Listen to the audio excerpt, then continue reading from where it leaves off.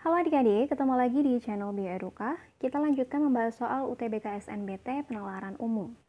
Nah, kalau kalian ingin belajar mengerjakan soalnya terlebih dahulu, kalian boleh pause dulu videonya. Nah, nanti kalau kalian sudah punya jawabannya, bisa langsung dilanjutkan videonya untuk mengecek kebenaran jawaban kalian. Gitu ya.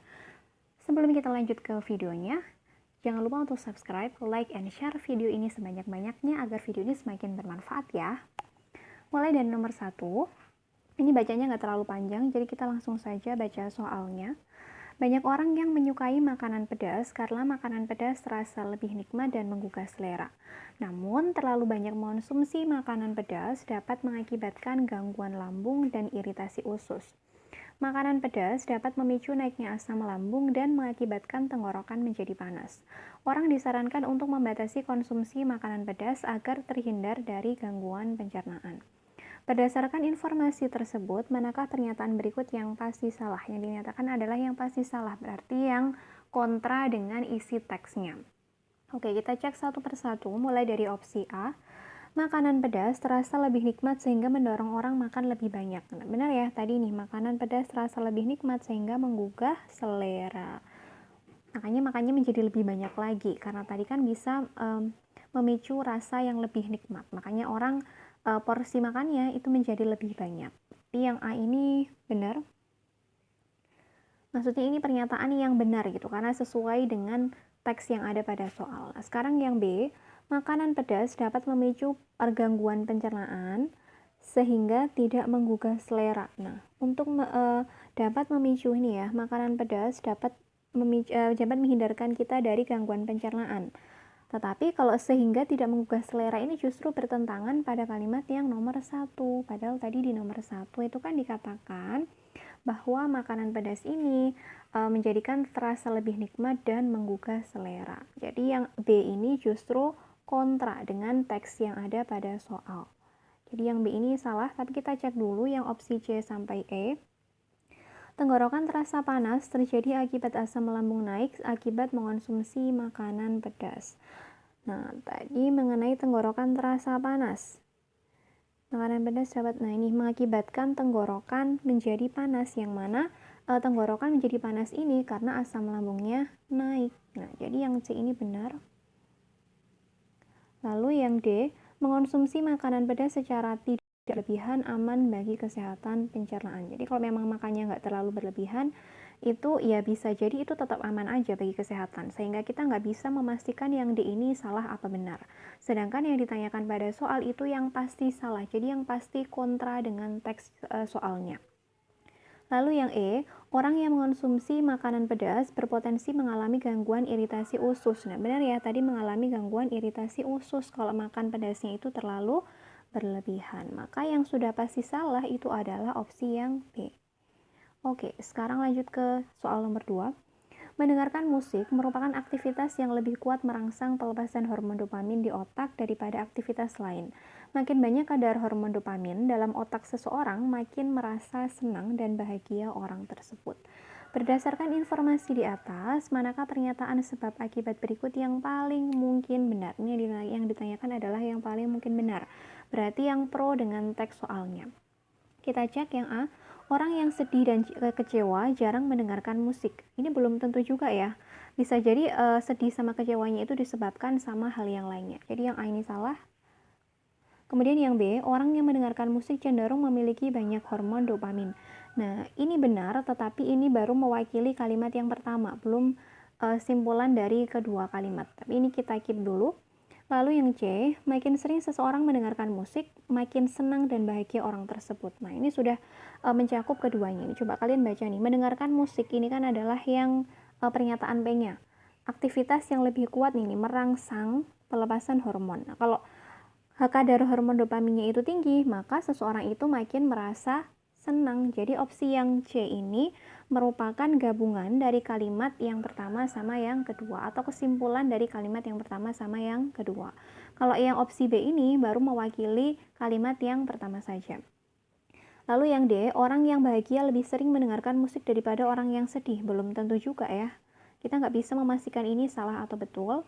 Kemudian yang E, aktivitas selain mendengarkan musik tidak memicu pelepasan hormon dopamin. Belum tentu juga kalau pada anak-anak yang bisa jadi dengan mereka bermain, dengan mereka melakukan aktivitas yang menyenangkan itu juga bisa memicu hormon dopamin juga. Maka yang sudah pasti betul itu adalah opsi yang C, karena merupakan kesimpulan dari dua kalimat. Soal nomor 3, orang yang menderita penyakit katarak memiliki risiko mengalami penglihatan menjadi kabur. Upaya mengurangi penyakit katarak dapat dilakukan dengan mengonsumsi makanan yang mengandung antioksidan. Risiko penglihatan menjadi kabur berkurang ketika penyakit katarak dapat dicegah. Berdasarkan informasi tersebut, manakah pernyataan berikut yang pasti benar? Yang ditanyakan adalah yang pasti benar, jadi harus yang pro dengan pernyataan soalnya. Kita cek mulai dari opsi A. Mengonsumsi makanan yang mengandung antioksidan merupakan cara yang paling efektif untuk mencegah penglihatan menjadi kabur. Nah, memang benar kalau mengonsumsi antioksidan ini bisa mencegah penglihatan menjadi kabur, tetapi ini tidak bisa dipastikan menjadi cara yang paling efektif. Bisa saja masih ada alternatif lain yang jauh lebih efektif. Jadi yang A ini tidak bisa dipastikan benar. Lalu yang B, risiko penglihatan menjadi kabur berkurang jika mengonsumsi makanan yang mengandung antioksidan. Ini boleh kita keep dulu. Lalu yang C, orang yang mengalami penyakit katarak tidak mengonsumsi makanan yang mengandung antioksidan. Nah, kita nggak tahu ya apakah mereka nggak mengonsumsi atau tidak, karena di sini tidak dijelaskan secara gamblang. Jadi yang C ini kurang tepat.